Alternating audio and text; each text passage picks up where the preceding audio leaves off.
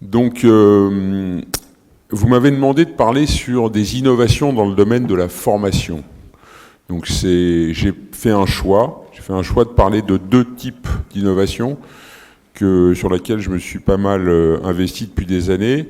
C'est la communication médecin-malade, en sachant que cette communication médecin-malade a évidemment comme impact de pouvoir améliorer la communication médecin-médecin et à travers ça, la formation. Et l'autre élément, c'est la boîte noire. Je pense que depuis tout à l'heure, on parle beaucoup d'évaluation, de compétences techniques et surtout de compétences non techniques, et qu'un jour ou l'autre, il va bien falloir changer notre rapport à l'erreur dans le domaine chirurgical et accepter de mettre en place des outils de captation d'informations à la fois visuelles et sonores au bloc opératoire. Donc, je me suis lancé dans un défi terrible qui était de développer une boîte noire en chirurgie, et en particulier en chirurgie ouverte. Je vous expliquerai ça. Donc la communication consiste en effet uniquement à échanger des informations, et la connaissance, c'est quoi? C'est une information dans un contexte. C'est pas moi qui ai inventé cette phrase, c'est Enguerrand Abran, qui est président du Fonds d'innovation de la FHF, qui m'avait montré cette image avec un lapin dans les nuages, et qui finalement résume tout à fait cette phrase, la connaissance c'est une information dans un contexte, et c'est parce que j'avais justement, j'en avais marre d'expliquer à des malades des choses qu'ils ne comprenaient pas toujours, que j'ai décidé de développer depuis maintenant assez longtemps des outils de communication médecin-malade basés sur l'utilisation de schémas 3D qu'on utilise en en consultation, pardon. Donc ces outils de communication médecin-malade, je vais vous en montrer un exemple plus concret juste après. L'idée, c'était de passer de cet outil-là, qui était un petit dessin sur le coin de mon bureau, à quelque chose de beaucoup plus joli, qui permet d'expliquer plus correctement, et surtout, et ça je pense que c'est important, qui permet d'être un schéma de synthèse de ce qu'il y a dans ma tête. En pratique, vous savez que quand vous êtes devant un malade, eh bien, vous avez plusieurs informations. Vous avez un scanner, vous avez une échographie, vous avez une IRM, vous avez un PET scan. Et en fait, notre métier de chirurgien, notre métier de médecin au sens large, consiste à faire la synthèse de ces différents éléments pour pouvoir prendre une décision thérapeutique. Et finalement, il n'y a pas beaucoup d'outils qui permettent comme ça de synthétiser ce qu'il y a dans la tête d'un chirurgien ou d'un médecin. Et c'était aussi pour ça que je développais ça, pour pouvoir avoir la preuve tangible à un moment d'avoir pris une décision sur des informations que j'ai analysées, et peut-être je me suis trompé, mais en tout cas, j'ai pris parti et j'ai pensé que la malade avait ça. Typiquement, si l'échographie me montrait un petit nodule ici que j'ai considéré comme un kyste biliaire, eh bien, je ne vais pas le représenter ici. Ben, finalement, si c'était bien une métastase, il y a la preuve formelle du fait que je suis passé à côté de l'analyse et que mon analyse était fausse. Donc, c'est un élément, à mon avis, important. Et alors, évidemment, cet outil de communication médecin-malade, il a au départ comme objectif d'être un fixateur d'attention, d'apporter un consentement qu'on essaye d'être éclairé pour la décision thérapeutique. Et puis, c'est aussi un outil de communication médecin-médecin qui permet donc d'être un instrument de pédagogie pour les universités.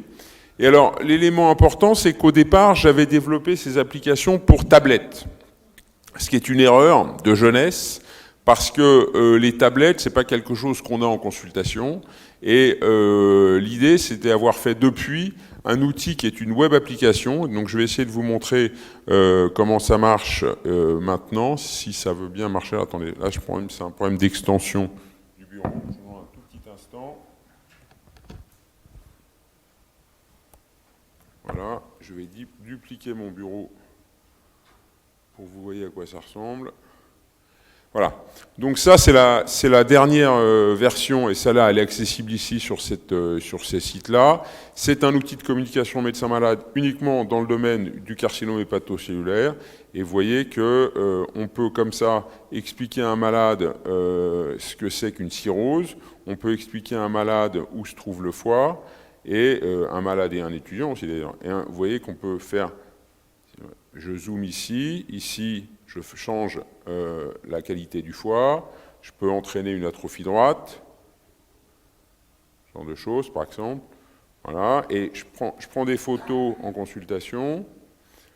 j'explique la présence d'une tumeur. Voilà, donc j'ajoute une tumeur ici. Ici, je prends la tumeur en question, je la mets à un endroit dans le foie. Je zoome. Ici, je peux... Donc, je vais enlever ce qui est autour. Hein. Je vais enlever l'estomac, je vais enlever le diaphragme. Voilà. Et, par exemple, je peux tirer un thrombus portal. Vous voyez, le thrombus portal, je ne sais pas si vous le voyez, mais il y a un thrombus portal qui descend ici, pour expliquer qu'il y a un thrombus qui peut se partir de la veine porte. Donc ça, c'est typiquement des outils qui peuvent être utilisés pour faire de la communication médecin-malade, mais aussi de la communication médecin-médecin.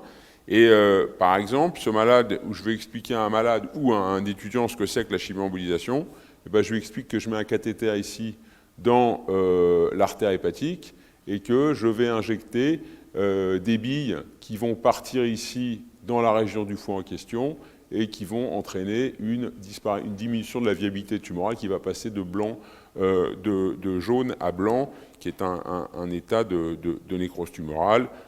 J'arrête l'injection, j'enlève le cathéter, le malade rentre chez lui, la tumeur a un tout petit peu diminué de taille, voilà, et ensuite, par exemple, je fais une destruction locale,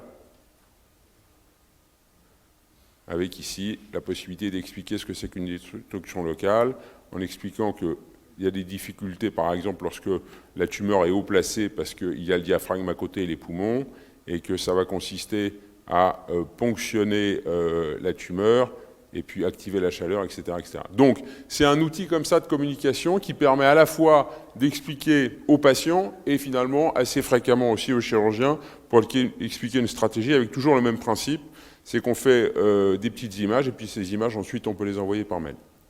Donc ça, c'est les premiers outils que j'ai développés qui étaient vraiment à destinée des patients et qui de plus en plus j'utilise pour les jeunes étudiants pour leur expliquer un petit peu ce que c'est que la prise en charge, par exemple ici, du carcinome hépatocellular. Alors on peut aller plus loin avec ce genre d'outils parce que je me suis rendu compte finalement que ces outils, ils permettaient aussi d'être un plugin pour le recueil de data.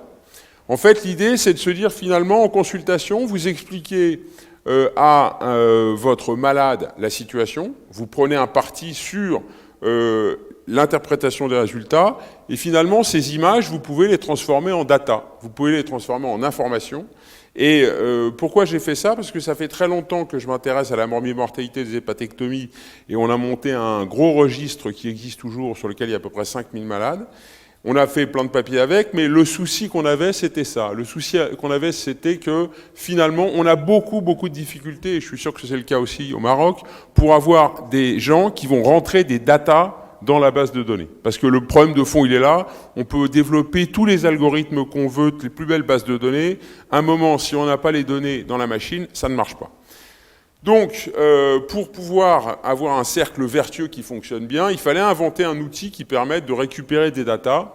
Et en fait, j'ai eu l'occasion d'inventer cet outil à l'occasion du Congrès français de chirurgie, puisqu'on m'a demandé de m'occuper du registre des chirurgies du foie sous celluloscopie. Et à cette occasion-là, j'ai eu besoin de faire une analyse prospective pendant une période de temps donnée, 6 mois, pour faire une photographie de l'activité de chirurgie hépatique sous cellulose. Et donc, plutôt que d'envoyer un tableur Excel à tous les chirurgiens français en leur demandant, chaque fois qu'ils faisaient une hépatectomie sous cellulose, de remplir l'âge, le poids, la taille, la position des tumeurs, le type de tumeur et le type d'hépatectomie, eh bien, je me suis dit, je vais fabriquer une application. Cette application va être utilisée en consultation pour faire de la communication médecin-malade, ensuite au bloc opératoire pour pouvoir expliquer ce qu'on a fait, et puis on aura comme ça quelque chose qui peut être efficace pour... Alors attendez, là je ne comprends pas pourquoi ça ne marche pas. Bon, écoutez, vous avez compris le principe. Voilà, si. Donc voilà, donc ça c'est sur un PC en consultation. Donc vous voyez votre malade en consultation, c'est un homme, c'est une femme. Ensuite, là vous commencez à expliquer de quoi il s'agit. Et là, le point important, c'est que vous récupérez le numéro de téléphone du malade. Alors pourquoi c'est important? Vous allez voir, c'est que ça permet d'obtenir l'autorisation du malade pour garder ses résultats. Parce que c'est un point clé. En France, c'est très très difficile. Maintenant, il faut absolument avoir des autorisations des malades pour pouvoir garder les informations. Donc on a besoin d'avoir le consentement. Donc là, vous êtes en train, à votre patient, d'expliquer la situation. Vous êtes en train de positionner une tumeur dans le foie. Donc la tumeur que vous avez interprétée comme étant dans cette localisation et ayant ce diamètre-là, donc là typiquement une tumeur du segment 8 qui fait 30 mm, puis une autre tumeur qui est située un peu plus bas, par exemple dans le segment 5. Donc vous avez en plus des informations concernant les rapports avec les principaux vaisseaux, et ça c'est important parce que lorsqu'on a des datas d'un point de vue morphologique, on n'a souvent pas les contacts vasculaires, en tout cas c'est pas précisé dans les tableurs Excel. Ça c'est typiquement ce que vous avez expliqué aux malades, comment vous allez être installé au bloc, la position des trois quarts. Donc la position des trois quarts, c'est ça aussi un élément important qui est rarement dans les dossiers finalement, parce que c'est quelque chose qu'on dit, on a mis 2, 3, 4, 5 trois quarts, mais on ne dit pas où on les a mis. Donc là, l'idée, c'était de pouvoir analyser ensuite la position des trois quarts. Donc ça permet aussi d'expliquer aux malades ce que c'est qu'une chirurgie du foie sous cœlioscopie. Et là, typiquement, on va faire une hépatectomie droite à ce malade. Donc vous expliquez l'hépatectomie droite et vous expliquez que le malade a été converti par exemple pour une hémorragie, peu importe, et à la fin vous avez tracé l'incision, voilà, vous enlevez le trocard, vous tracez l'incision, vous avez la longueur de l'incision qui va être aussi considérée. Donc comme ça en fait le principe, vous avez compris, c'est de pouvoir dessiner une situation et de récupérer à travers ce dessin des informations qui vont être transmises à une base de données. Et finalement, ça a pas mal fonctionné puisque on a réussi à obtenir presque plus de 200 malades, je crois, avec cet outil qui s'est pas mal diffusé sur l'ensemble des chirurgiens français. Alors ça, c'est très important. Vous voyez, on va envoyer les données au serveur. Et là, les données sont anonymisées. Qu'est-ce qu'on fait là? On a mis le numéro de téléphone du malade en consultation qui, pendant la consultation, reçoit un SMS qui lui dit « Est-ce que vous êtes d'accord pour conserver les datas ?» Et ça, c'est un point clé parce qu'il y a beaucoup de tutelles aujourd'hui qui nous imposent d'avoir cette information-là. Donc là, pendant la consultation, vous recueillez le consentement du malade et c'est un petit SMS que vous envoyez, ça ne coûte pas grand-chose et ça fonctionne assez bien. Donc, pour clore un peu le débat sur ces problèmes de data, l'idée, c'est de vous montrer que, à travers des outils de communication médecin-malade, on peut fabriquer des nouveaux outils de communication médecin-médecin et faire de l'enseignement auprès des patients, de l'enseignement auprès des étudiants, et que c'est assez didactique et assez simple à utiliser. Et l'autre élément, c'est que si on va plus loin dans le concept, on peut utiliser ces outils de communication médecin-malade pour faire de la communication médecin-base de données.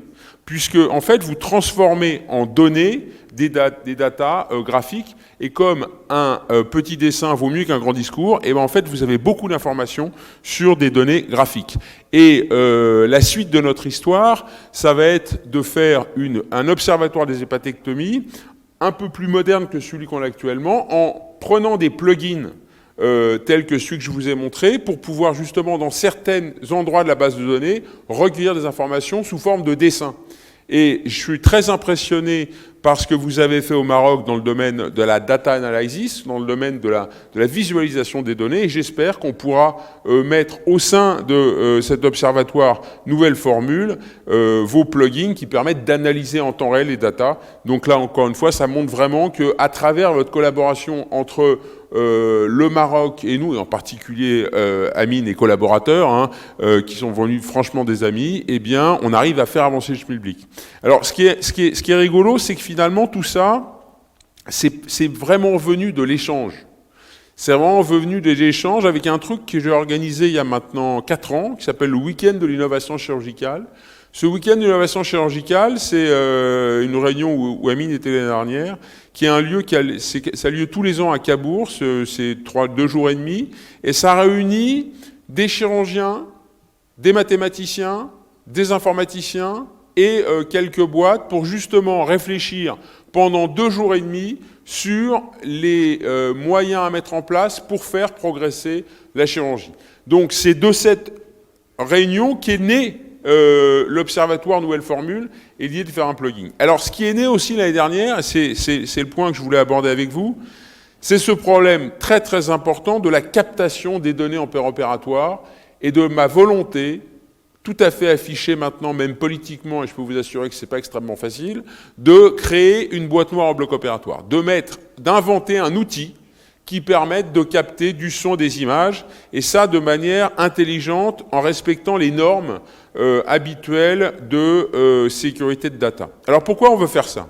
Pourquoi on veut faire ça? Parce qu'indiscutablement, si on invente un outil qui permet d'analyser et de enregistrer en temps réel, avec une fiabilité de l'enregistrement, tout ce qui se passe au bloc, on va pouvoir améliorer nos pratiques. Pourquoi?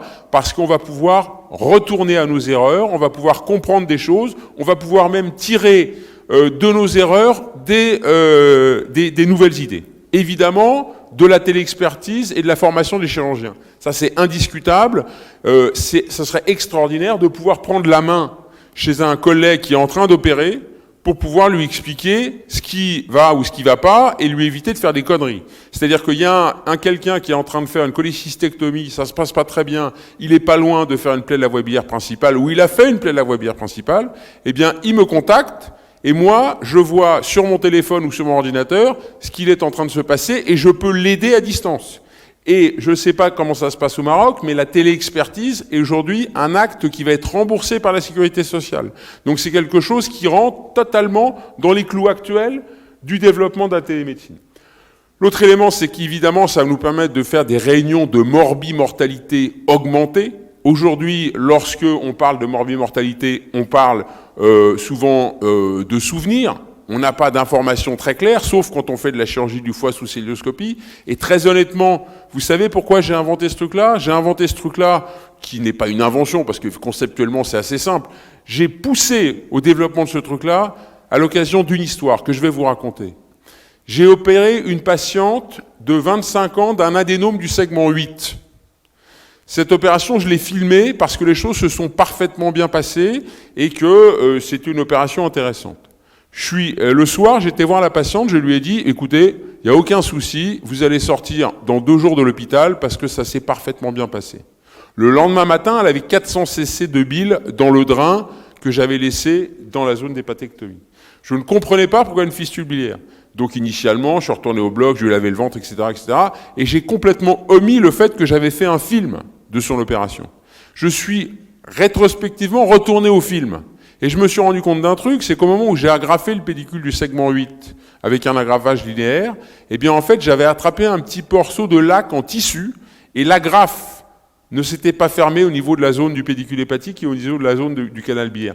Donc en fait j'ai compris où était l'erreur, ce que je n'aurais pas compris si j'avais pas cette image, et en plus ça a eu comme conséquence le fait qu'aujourd'hui, lorsque je laque un pédicule, j'utilise plus un lac en tissu, mais j'utilise un fil de Vicryl. Parce que si le fil de Vicryl se coince dans la graffeuse, c'est pas grave. Donc, indiscutablement, c'est cette idée qui m'a permis de dire, finalement, on va avancer et on va faire ça. Parce que ça, c'est la morbimortalité augmentée, c'est-à-dire que vous comprenez des erreurs auxquelles vous n'avez rien compris. L'autre élément, c'est de la recherche inversée. La recherche inversée, c'est quoi? C'est notre problème aujourd'hui, dans le domaine de la science en général, et en particulier en chirurgie, c'est que souvent, on ne cherche que ce qu'on connaît. Les études contrôlées, c'est la meilleure démonstration. On a une hypothèse A, une hypothèse B, mais évidemment, les 2 hypothèses, on les connaît. Donc, finalement, on est rarement très innovant en faisant des études contrôlées. La seule manière de vraiment innover, c'est de laisser faire le hasard. C'est de capter de l'erreur dans tout ce qu'il y a là de plus global. Et je vais vous donner un autre exemple. Il y a 3 jours, j'ai fait une hépatectomie gauche sous célioscopie. Et cette hépatectomie gauche, j'avais mis les 3 quarts trop loin. J'avais mis les 3 quarts trop loin parce que j'avais pas analysé le fait que ce malade avait un petit foie et que finalement son foie était beaucoup plus loin à droite que ce que je pensais. Et donc j'étais très embêté pour faire l'hépatectomie gauche parce que j'étais coincé et j'avais pas la tronche dans l'axe. Donc de 2 choses l'une. Soit je changeais la caméra et je mettais encore beaucoup plus de 3 quarts, soit j'ai essayé de trouver une solution. Et en fait, j'ai trouvé une solution, j'ai fait l'hépatectomie gauche par dessous. C'est-à-dire que comme j'étais du côté gauche du foie, eh bien, j'ai été chercher l'origine de la veine hépatique médiane et gauche par-dessous, et j'ai incisé le plan entre le segment 1 et le lobe gauche, et en fait, j'ai fait toute mon hépatectomie de haut en bas en arrivant par la gauche. Alors que normalement, les hépatectomies gauches, on les fait tout droit devant. Donc, en fait, j'ai inventé une technique parce que j'avais fait une erreur. Et ce qui est extraordinaire, c'est qu'ensuite, rétrospectivement, j'ai repris le film, et j'ai regardé, et j'ai beaucoup mieux compris. Je me suis dit, putain, c'est une bonne idée, en fait, d'avoir fait ça. Et donc, ça démontre bien le fait que la captation de toutes les informations préopératoires, non seulement va nous permettre de diminuer le nombre d'erreurs, mais va nous permettre de faire des progrès en découvrant les nouvelles choses. Meilleure efficience de la chirurgie, ça indiscutablement. Je pense qu'on va pouvoir regarder le nombre de gestes parasites qu'on peut faire en préopératoire. On va pouvoir regarder le nombre de matériel qu'on utilise sans vraiment intérêt. Et troisième point, indice de confiance composite au bloc opératoire, en effet, pour pouvoir probablement, un jour ou l'autre, parce que je pense que malheureusement on va aller vers ça, pouvoir ranker les blocs opératoires et les chirurgiens. Je pense qu'il n'est pas raisonnable que de l'argent public soit mis à disposition de gens qui, justement, ne respectent pas différents guidelines dont on a déjà parlé. Et évidemment, tout ça ne peut se faire qu'en optimisant les choses avec des polices d'assurance qui vont considérer le fait qu'il faille investir dans ce genre de truc pour pouvoir diminuer globalement le taux d'erreur. Alors, je vais aller rapidement sur les détails, mais on est en train de faire ça avec l'Institut Mines Télécom. C'est une grosse machine. Moi, je n'ai absolument aucun intérêt financier là-dedans. Pourquoi ? Parce que je n'ai pas le temps de monter des sociétés. Je fais trop de choses à l'hôpital. Et ce qui m'intéresse, c'est absolument pas de monter des boîtes, c'est de travailler avec des gens qui, eux, vont en monter. Je crois qu'il faut considérer une chose, c'est que notre valeur ajoutée, à Amis, à Annès, à moi, c'est à vous, c'est l'expertise. Nous, on est des experts. Ça veut dire qu'il faut apporter notre expertise et que des gens montent des entreprises avec notre expertise. Mais moi, personnellement, je pense que je ne sais pas monter une entreprise parce que c'est simplement pas mon boulot et que j'ai pas appris. Donc, en fait, moi, je leur ai expliqué ce que j'avais comme problème et ils ont considéré qu'il fallait développer 4 points. D'abord, une caméra qui permettait de capter des données en préopératoire, en sachant que le problème, c'est pas sous cellio, c'est pour laparotomie. Et par laparotomie, je vais vous montrer développer des lunettes qui permettent de capter des informations préopératoires qui sont stabilisées. Un blockbot qui est un driver assistant qui permet d'avoir un chatbot en préopératoire. Et il faut rendre à César ce qui lui appartient.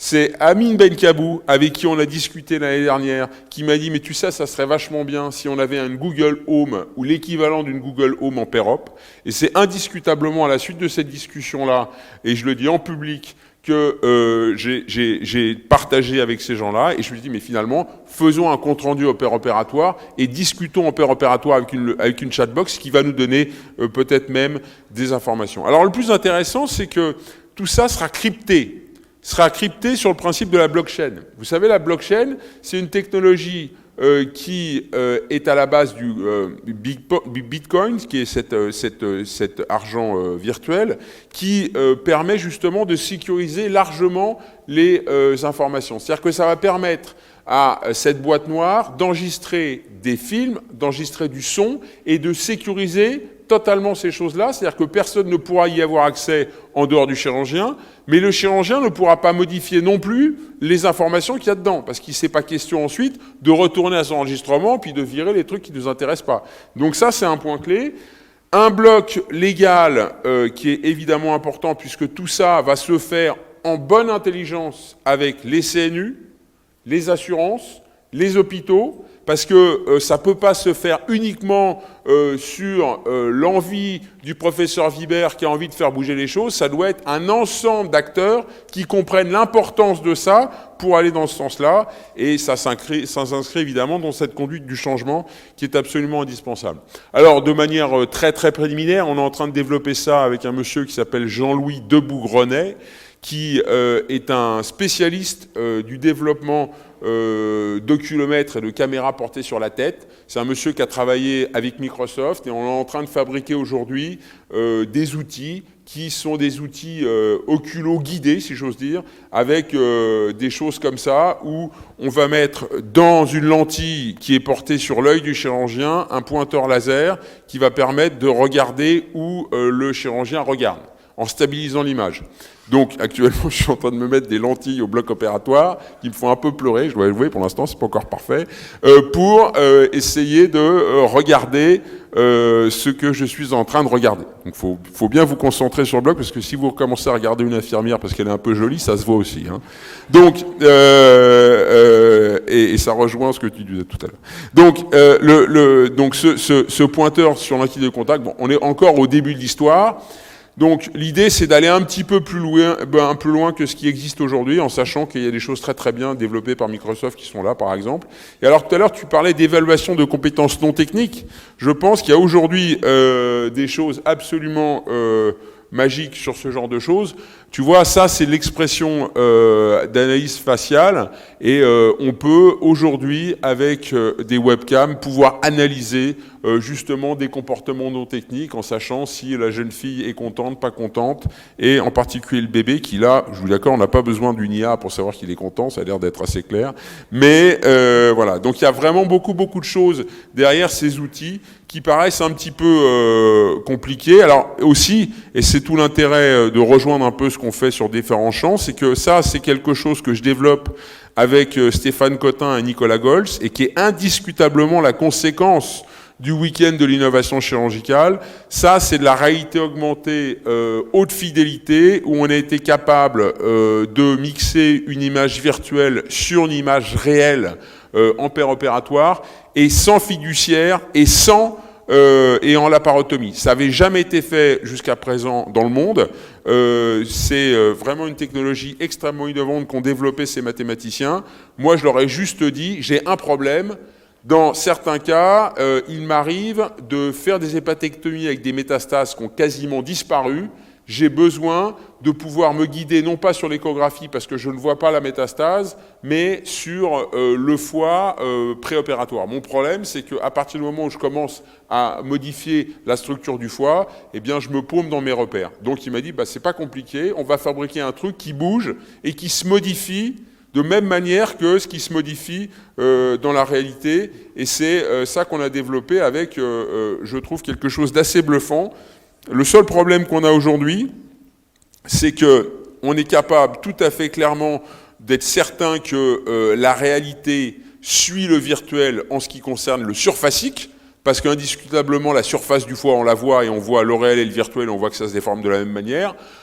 Aujourd'hui, vous voyez que lorsqu'on fait des déformations, on a des déformations des structures internes. Ces déformations des structures internes, c'est quelque chose qu'on simule. On pense que ça se déforme comme ça. Pour l'instant, on n'a pas pu encore le démontrer, et j'espère qu'on y arrivera un jour. En tout cas, on avance dans cette direction-là. Alors, on avance de cette direction-là, et on va continuer à avancer toujours à travers un truc de co-construction. Je pense que tout ça, ça ne peut se faire que parce que justement, il y a des gens qui travaillent, qui s'écoutent, qui se respectent, et qui vont continuer à le faire. Et je vous invite, si vous êtes intéressés, à regarder, à nous écouter et même à interagir, puisqu'on essaiera avec nos collègues de développer peut-être une chatbox, ou enfin un problème de communication par Internet pour pouvoir poser des questions. Ça, c'est le programme du 21-22 juin qui a donc lieu à Cabourg, qui va réunir à peu près 45 personnes. Vous pouvez aller sur le site là, qui s'appelle www.quincourt.fr pour regarder qui sont les gens qui vont parler. Vous voyez que là, on va vraiment aborder des problèmes humains, pour aller exactement dans ce qu'on disait auparavant, puisqu'on fait parler un monsieur qui s'appelle Christian Morel, qui est sociologue. Il va parler des principes fondamentaux de la fiabilité des décisions ou de la gestion des risques dus aux facteurs humains. Donc on est indiscutablement dans quelque chose qui est de l'analyse comportementale, des compétences non techniques. Derrière, Olivier Claes va nous faire une conférence plénière sur la volonté du gouvernement français de développer des outils numériques dans le domaine de la santé, puisque lui est responsable de ce programme-là. Le lendemain matin, et ça va bien dans les compétences non techniques, on va aller faire du bateau, parce qu'il faut que les gens se rencontrent, il faut que les gens discutent, indépendamment de la salle de conf. Et l'après-midi, on va réfléchir à plusieurs sur 3 ateliers de design thinking. Quelles sont les causes des erreurs de jugement opératoire et comment les diminuer? Quel outil pour augmenter l'attention aux détails en péropératoire et comment optimiser la communication pour comprendre une situation inédite en péropératoire? Je pense que ça rejoint complètement les choses qu'on a identifiées au départ et je vous remercie de votre attention.